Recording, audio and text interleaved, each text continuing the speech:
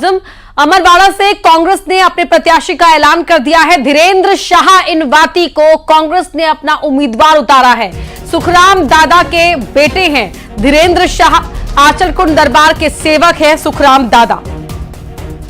धीरेन्द्र शाह कल nomination file करेंगे। 21 तारीख नॉमिनेशन फाइल करने की आखिरी तारीख है।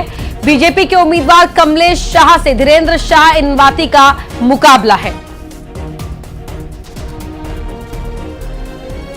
बड़ी खबर आपको बता रहे हैं, अमरवाड़ा से कांग्रेस ने अपने प्रत्याशी के नाम का ऐलान कर दिया है। पहले ही न्यूज 18 ने आपको बताया था कि कौन से दो नाम जिन पर विचार चल रहा था कांग्रेस के अंदर, उनमें से एक नाम था धीरेन्द्र शाह का और उसी नाम पर मोहर लगाई गई है क्योंकि आंचलकुंड दरबार के सेवक सुखराम दादा के बेटे हैं धीरेन्द्र शाह और कल वो नॉमिनेशन फाइल करेंगे। उनके नॉमिनेशन फाइल करने के दौरान कांग्रेस के बड़े बड़े दिग्गजों के वहां मौजूद रहने की भी उम्मीद है। अमरवाड़ा से बीजेपी ने कमलेश शाह को उतारा है मैदान में, जो पहले कांग्रेस के विधायक हुआ करते थे लेकिन लोकसभा चुनाव से पहले कांग्रेस छोड़कर बीजेपी में शामिल हो गए थे। शैलेंद्र भदौरिया हमारे सहयोगी इसी खबर पर लाइव हमारे साथ जुड़ रहे हैं। शैलेंद्र, दोपहर में ही आपके हमारी बात हुई थी जब आपने कहा था कि धीरेन्द्र शाह के नाम पर प्रमुखता के साथ विचार चल रहा है और अब कांग्रेस पार्टी ने इस पर मोहर भी लगा दी है। बिल्कुल बिल्कुल, आपने ठीक कहा कि न्यूज 18 ने दोपहर 3 बजे के आसपास इस नाम का खुलासा कर दिया था कि धीरेन्द्र शाह के नाम पर नेताओं में सहमति बन गई है। नेताओं की सहमति से मतलब मेरा कांग्रेस के नेता, जो प्रमुख नेता जो है उनके साथ साथ कमलनाथ की सहमति बहुत आवश्यक थी, क्योंकि देखिए जो 4 नामों का पैनल भेजा गया था उनमें जो है वो नवीन मरकाम भी लगातार जो है उस रेस में बने हुए थे, लेकिन जिस तरीके से धीरेन्द्र शाह पर जो है वो दोपहर के बाद सहमति बन गई थी, न्यूज 18 ने तभी बता दिया था कि कुछ देर बाद नाम का ऐलान हो सकता है। और इस जो सूत्र थे उनको बल तब मिल गया जब जीतू पटवारी का विधिवत कार्यक्रम जो है वो जारी हुआ। उसमें साफ तौर पर यह बताया गया कल दोपहर 12 बजे अमरवाड़ा के अधिकृत प्रत्याशी के साथ वो नामांकन दाखिल कराने के लिए पहुंच रहे हैं। तो ये तय था कि अब से कुछ देर बाद जो है वो पार्टी जो अपने प्रत्याशी घोषित कर सकती है और हुआ भी वही। शाम होते होते धीरेन्द्र शाह के नाम का ऐलान कर दिया गया। देखिए धीरेन्द्र शाह जो है वो बेहद खास चेहरा जो है वो कांग्रेस के लिए इसलिए भी माने जा सकते हैं कि जो मंदिर है उसके जो मुख्य पुजारी हैं उनके जो बेटे हैं वो, और ऐसे में वो सरकारी नौकरी कर रहे थे और अब उन्होंने सरकारी नौकरी से इस्तीफा भी दे दिया है और उसके बाद अब वो पार्टी के अधिकृत प्रत्याशी के तौर पर मैदान में हैं। और ये माना जाता है कि मंदिर से वहां के आसपास के लोगों की आस्थाएं जो है वो जुड़ी हुई हैं और ऐसे में यदि उनके पुजारी का बेटा मैदान में उतरता है तो कहीं ना कहीं कमलेश शाह राज परिवार से वहां पर, और ऐसे में आस्था जिनसे जुड़ी हुई है उनसे, उस परिवार से जुड़ा हुआ एक शख्स का नाम आगे करना, कांग्रेस ने यहां पर अपनी राजनीतिक सूझबूझ का शैलेंद्र परिचय दिया है। बिल्कुल बिल्कुल, देखिए उनको मालूम था कि जिस तरीके से हाल ही में छिंदवाड़ा के लोकसभा चुनाव में कांग्रेस को हार का सामना करना पड़ा है और ऐसे में बीजेपी के तमाम जो नेता है वो कहने लगे थे कमलनाथ का गढ़ अब ढह चुका है और ऐसे में अब जो बाई इलेक्शन हो रहा है उस पर भी बीजेपी जीत दर्ज करेगी। ये बीजेपी के तमाम नेताओं का लगातार दावा भी है। देखिए चुनाव के घोषित होने के साथ ही कमलेश शाह के नाम का ऐलान कर दिया गया।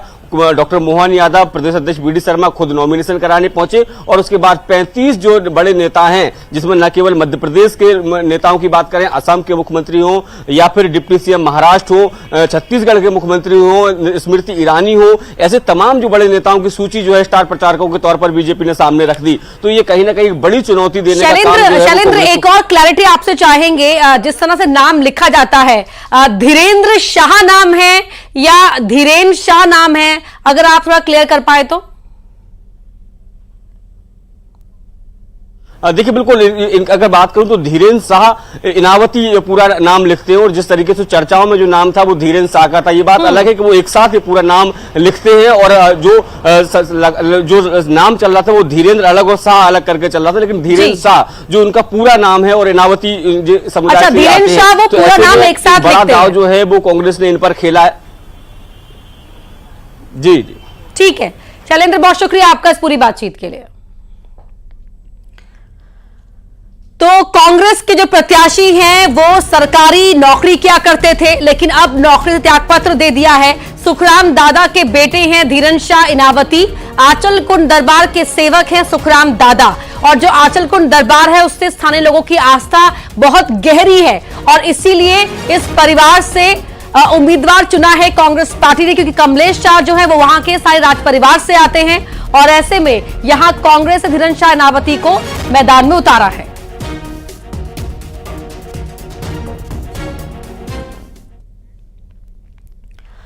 शराब फैक्ट्री में बाल मजदूरी पर सीएम का एक्शन देखने को मिला है। शराब कंपनी सोम डिस्टिलरीज का लाइसेंस सस्पेंड कर दिया गया है। शराब फैक्ट्री में मजदूरी करते मिले थे 59 बच्चे।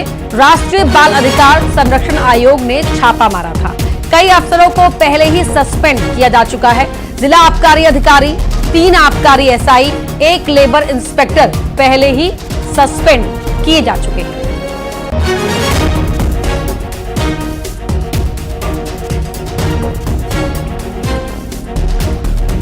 भोपाल से वासु चौरे हमारे साथ लाइव जुड़ रहे हैं। वासु, बताएं।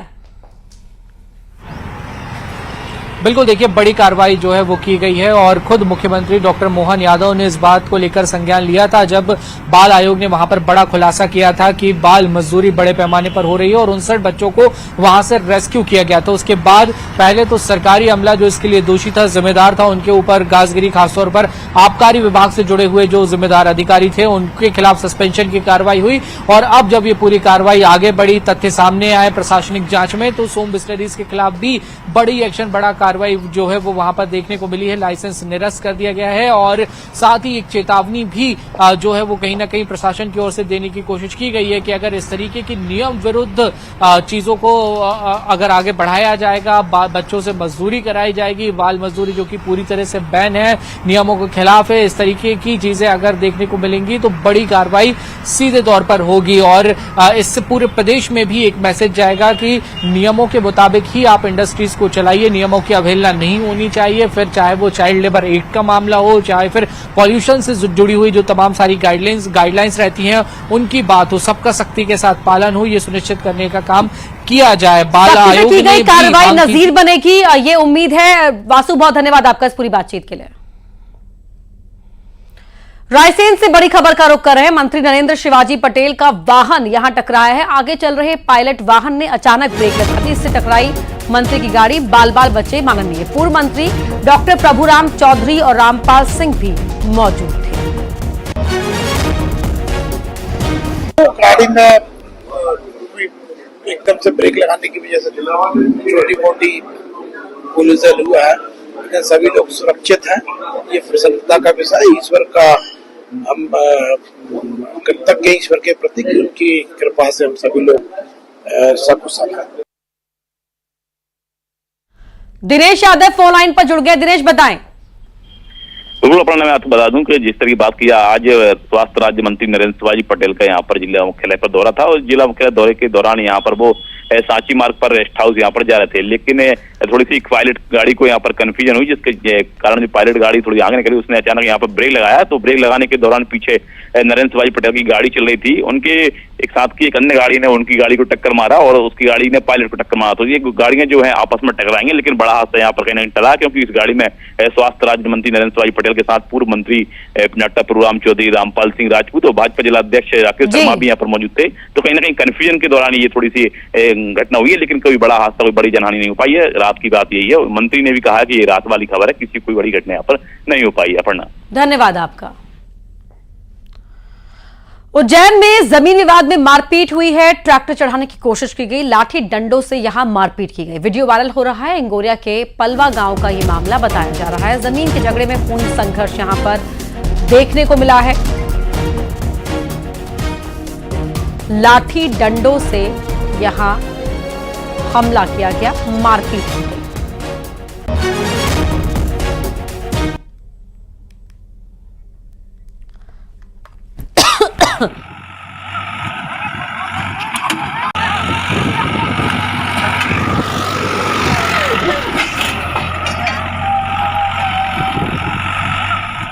तस्वीरें आपको दिखा रहे हैं, आप देख सकते हैं। तस्वीरें एक्सक्लूसिव आपके टीवी स्क्रीन पर है। किस तरह से यहां पर ट्रैक्टर से भी रौंदने की कोशिश की गई है वो आप साफ साफ देख सकते हैं। यहां पर जो विरोध कर रहे थे उन पर ट्रैक्टर चलाने से भी ट्रैक्टर चालक ने गुरेज नहीं किया। वो लगातार ट्रैक्टर यहां पर दौड़ाया जा रहा है जमीन पर गोल गोल, और साफ नजर आ रहा है कि उसकी नीयत है यहां विरोध कर रहे लोगों पर डराने की।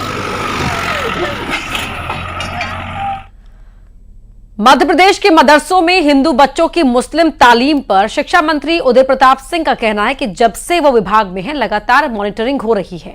उनकी माने तो मदरसों और उसमें पढ़ने वाले बच्चों की मॉनिटरिंग के साथ ही वहां शिक्षा की स्थिति की भी जांच हो रही है। इतना ही नहीं, विभाग द्वारा दिए गए सिलेबस और उसके स्तर की जांच हो रही है। शिक्षा मंत्री की माने तो जल्द ही हमारे पास व्यवस्थित आंकड़े आएंगे और उसके बाद आवश्यकता के हिसाब से हम बेहतर रूप से कार्रवाई करेंगे। बता दें कि राष्ट्रीय बाल अधिकार संरक्षण आयोग के अध्यक्ष प्रियंक कानून गो ने एमपी के 1755 पंजीकृत मदरसों में 9417 हिंदू बच्चों की मुस्लिम तालीम की बात कही। जब से मैं इस विभाग का मंत्री बना हूँ, हम लोग लगातार मॉनिटर कर रहे हैं। मदरसा जो चल रहे हैं उनको भी हम मॉनिटर कर रहे हैं। हम उनमें क्या परिस्थितियां हैं, कितने बच्चे हैं, कौन कौन बच्चे हैं, शिक्षा का स्तर क्या है, सिलेबस क्या है, हमारे द्वारा जो सिलेबस प्रोवाइड कराया जाए उसकी क्या स्थिति है, सारी चीजों का हम जांच कर रहे हैं। जल्दी हमारे पास पूरी व्यवस्थित एक आंकड़े आएंगे, उसके बाद आवश्यकता होगी और हम बेहतर उस पर करेंगे। राधा रानी पर पंडित प्रदीप मिश्रा की टिप्पणी के बाद भड़के प्रेमानंद जी महाराज का गुस्सा शांत हो गया है। प्रेमानंद जी महाराज और पंडित प्रदीप मिश्रा के बीच सुलह कराई है मंत्री कैलाश विजयवर्गीय ने। कैलाश विजयवर्गीय प्रदीप मिश्रा से मिलने ओंकारेश्वर पहुंचे और इस दौरान उन्होंने प्रदीप मिश्रा की बात प्रेमानंद जी महाराज से करवाई और प्रेमानंद जी महाराज ने सोशल मीडिया से वो पोस्ट भी हटा लिए हैं जिसमें उन्होंने प्रदीप मिश्रा को चेताया था।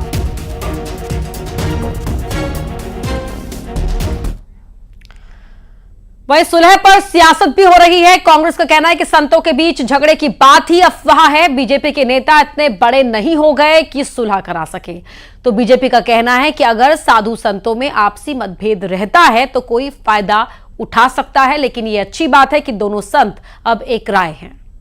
पहली बात तो मैं ऐसा मानता हूं कि जो संत समाज होता है वो समाज के लिए पथ प्रदर्शक होता है।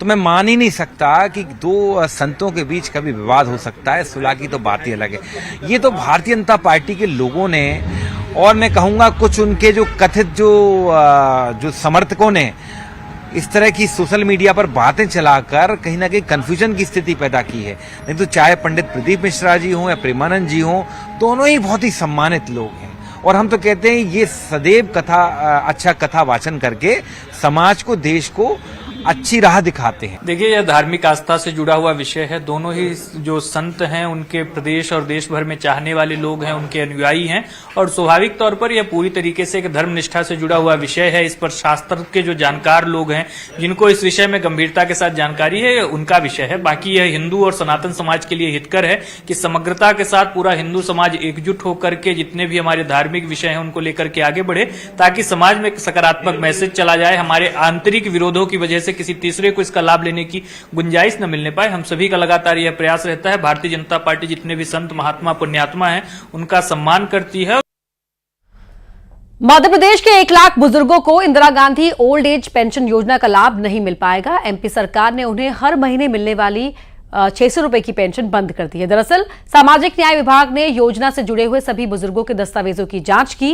इस दौरान जिन बुजुर्गों के नाम, पते, आयु, लिंग आधार के मुताबिक नहीं मिला, उन्हें से बहाल कर दिया गया है। जैसे ही इन बुजुर्गों की प्रोफाइल अपडेट हुई, वो स्कीम के लिए अपात्र हो गए। इसके बाद सरकार ने पेंशन बंद करने का आदेश भी जारी कर दिया है। आदेश में कहा गया है कि अगर इन सभी बुजुर्गों को ये पेंशन लेनी है तो फिर से अप्लाई करें। साथ ही वो खुद ही बताए कि वो इस पेंशन के लिए पात्र है। वहीं कांग्रेस ने प्रदेश सरकार पर हमला बोला है। कांग्रेस के प्रवक्ता के मुताबिक प्रदेश सरकार इवेंट पर पैसा खर्च कर रही है, लेकिन जरूरतमंदों के नाम पर आंखें मूंद लेती है। कुल मिला के सरकार अपने इवेंट करने पे भी पैसा खर्च कर रही है। अभी इन्वेस्टर मीट के लिए भी पैसा खर्च करने वाली है, लेकिन हमारे जो वृद्धों को पेंशन मिला करती थी वो पेंशन बंद कर दी है। वैसे ही मध्य प्रदेश सरकार कर्जे में दबी हुई, लेकिन अपने खर्च कम कर नहीं रही है, लेकिन वृद्धों के हक का पैसा अपनी योजनाओं में और अपनी सुविधाओं में खर्च करने पर तुले हुए हैं। वहीं उप मुख्यमंत्री जगदीश देवड़ा ने 1 लाख से ज्यादा बुजुर्गों की पेंशन बंद करने पर कहा है कि बीजेपी कोई भी योजना बंद नहीं कर रही है और जितनी भी योजनाएं चल रही हैं वो चलती रहेंगी। साफ किया कि अगर पेंशन योजना में कोई भी गड़बड़ी हुई तो उस पर ध्यान दिया जाएगा। इसके साथ ही कांग्रेस पर हमला बोलते हुए कहा कि कांग्रेस कब से कह रही है कि योजनाएं बंद होंगी। कांग्रेस कब से कह रही है कि योजनाएं बंद हो रही है, वो हो रही है, ये हो रही है। मुझे नहीं लगता है। कांग्रेस ने खुद ने योजनाएं बंद करने का काम किया। जब कमलनाथ जी बैठे थे उस समय आपको पता होगा कि मध्य प्रदेश सरकार के पूर्व मुख्यमंत्री शिवराज सिंह जी बैठे थे उस समय। योजनाएं उसके बाद में जब वो बैठे तो उन योजनाओं को बंद करने का काम किया था। हमने कोई योजनाएं बंद करने का काम किया नहीं है और मुझे पूरा भरोसा है कि कोई भी योजना बंद नहीं होगी, यथावत योजनाएं चालू रहेगी। सर कह रहे हैं कि आपने बुजुर्गों की पेंशन बंद कर दी है, आपकी सरकार ने जानबूझकर। कोई योजनाएं, कोई पेंशन बंद नहीं की है। अगर कहीं किसी प्रकार का कोई विषय आया है तो उस पर गंभीरता से हम विचार करेंगे। एमपी में खुले बोरवेल के चलते हो रही मासूमों की मौत के मामलों को लेकर मोहन सरकार सख्त हो गई है। सरकार ने कानून बनाने की तैयारी शुरू कर दी है। यह कानून भारत में अपनी तरह का पहला कानून होगा। कानून में खुले या सूखे बोरवेल को ढूंढने और उन्हें बंद न करने वालों पर सख्त जुर्माना लगाने की बात कही गई है। अगर बोरवेल किसी की प्राइवेट जमीन पर है तो जमीन मालिक पर, और अगर सरकारी जमीन पर है तो संबंधित विभाग और अधिकारी पर जुर्माना लगेगा। विधेयक अगले महीने विधानसभा के बजट सत्र में पेश किया जाएगा।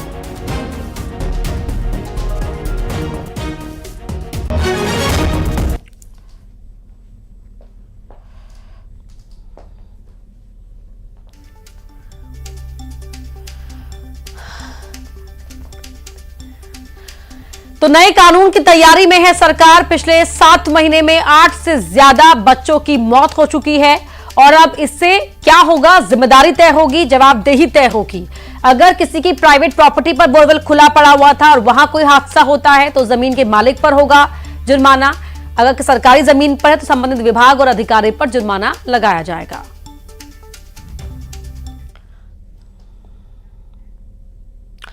वहीं कैबिनेट मंत्री संपत्तिया उइके ने इस नए कानून के बारे में जानकारी देते हुए कहा कि सभी विभागों के वरिष्ठों की एक समिति बनाई गई है जिसने कड़े कानून के प्रावधान किए हैं।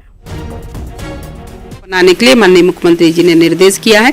वो बहुत जल्दी एक्ट बनेगा, कानून बनेगा। उस कानून में प्रावधान रखे हैं कि जो भी बोरिंग करने वाले ठेकेदार होगा वो जिम्मेदार होगा। यदि वो बोरिंग करता है तो क्रेसिंग पूरा डाले, और यदि वहां पे पानी नहीं निकलती है तो ऐसी स्थिति में उस बोरिंग को वहां मुर्रम के माध्यम से, मलमे के माध्यम से वहां पे पूरा आसपास पैक करेंगे और वो ठेकेदार की जिम्मेदारी रहेगी। यदि पानी निकलती है तो ऐसी कंडीशन में पूरा क्रेसिंग पाइप ऊपर तक लाएं और वो क्रेसिंग पाइप को ना निकालें। ओटीटी पर जल्द ही रिलीज होने वाली फिल्म महाराज का विरोध तेज हो गया है। एमपी में उज्जैन में श्री वल्लभ वैष्णव मंडल, महिला मंडल और युवा मंडल ने खारक कुआं थाने पर प्रदर्शन किया और पुलिस को ज्ञापन सौंपा। वहीं मुरैना में ब्राह्मण समाज वैष्णव संप्रदाय ने विरोध जताया और तहसीलदार को ज्ञापन सौंपा, जबकि खरगोन में भी फिल्म का विरोध हो रहा है। वर्ष में सस्ती लोकप्रियता प्राप्त करने के लिए जिस प्रकार से बॉलीवुड के द्वारा फिल्मों का निर्माण किया जा रहा है, उसी क्रम में ये महाराजा फिल्म में भी जिस प्रकार से सनातन के विरुद्ध जो प्रदर्शन किया है, आज उसके विरुद्ध पूरे सनातन धर्मावलंबी यहाँ उपस्थित हुए हैं और थाने पे हमने आवेदन दिया है कि शीघ्र ही तत्काल कार्रवाई कर इसके खिलाफ मुकदमा कायम किया जाए। 3 तस्वीरें आपको दिखा रहे हैं। उज्जैन, मुरैना और खरगोन की तस्वीरें आप देख सकते हैं, जहां पर लीड रोल में आमिर खान के बेटे की जो फिल्म आ रही है महाराज, उसको लेकर विरोध तेज हो गया है। फिल्म के विरोध में कई समाज के लोग उतरे हैं। बैतूल में जमीन के झगड़े में बुजुर्ग की पिटाई हुई है। पेड़ से बांधकर लाठी डंडों से पीटा गया है। बुजुर्ग को मृत समझकर वहां से हमलावर भाग गए। थाने में बुजुर्ग ने शिकायत की थी। मुल्ताई थाना इलाके में बोरगांव की घटना है। पुलिस मामले की जांच कर रही है।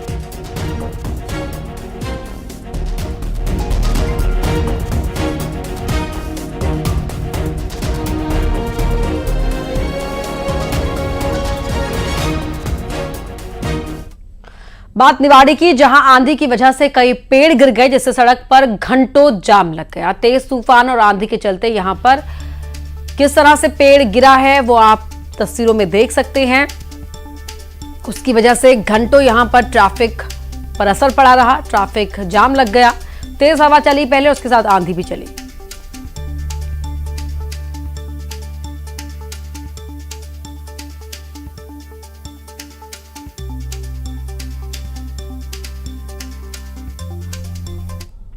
और आइए अब देखते हैं तेज रफ्तार में टॉप 20।